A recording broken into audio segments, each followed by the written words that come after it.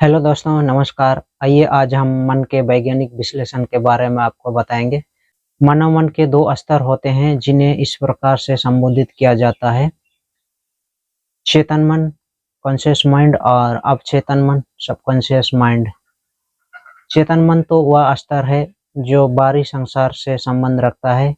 वह अपने सभी क्रियाकलाप तभी करता है जब मनुष्य जागृत अवस्था में होता है। अतः उसके द्वारा किए जा रहे सभी कार्य मनुष्य के मस्तिष्क की जानकारी में होते हैं।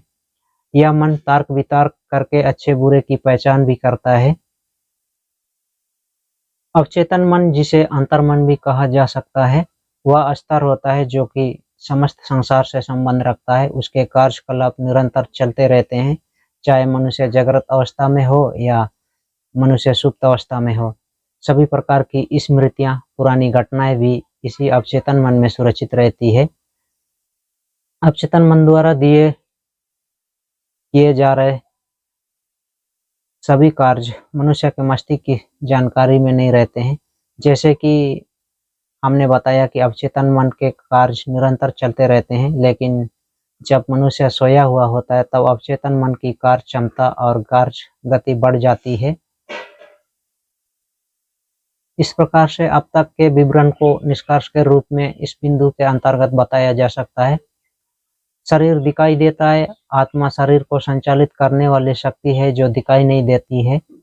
मस्तिष्क दिखाई देता है। मन मस्तिष्क को संचालित करने वाली शक्ति है जो कि दिखाई नहीं देती है। इसके दो स्तर हैं, पहला चेतन मन, दूसरा अवचेतन मन अर्थात अंतर्मन।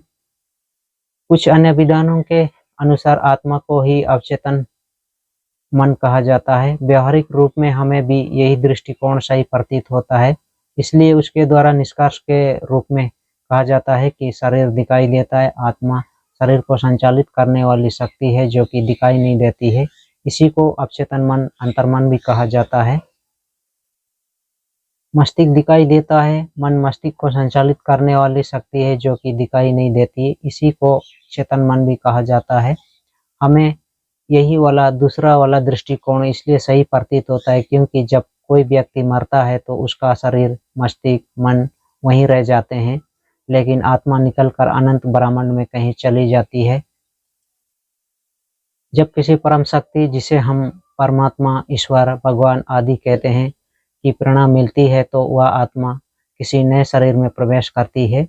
इसलिए कभी कभी ऐसी आत्मा को नए शरीर में प्रवेश करने के बाद भी पुराने शरीर से जुड़ी हुई मुख्य घटनाएं स्मरण आती है। जब ऐसी आत्माएं नए शरीर में आकर पुराने शरीर से संबंधित घटनाओं का वर्णन करती है तो अन्य लोग उसे पुनर्जन्म का प्रत्यक्ष उदाहरण कहकर पुकारते हैं। समय समय पर समाचार पत्रों में ऐसी घटनाएं को पढ़ने को मिलती ही रहती है।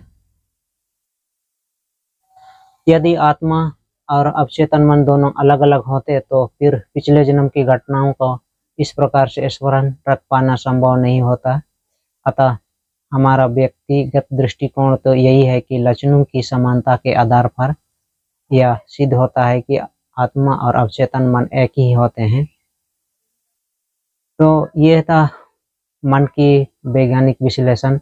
और अंत में एक छोटी सी दूसरा उदाहरण भी देता हूँ। जैसा कि समुद्र होता है, समुद्र एक आत्मा होता है और उसमें जो तरंगें उठती है वो मन होता है। जैसे कि समुद्र में समुद्र जो शांत रहता है, विक्षुब्ध नहीं होता है, तो आत्मा के रूप में होता है।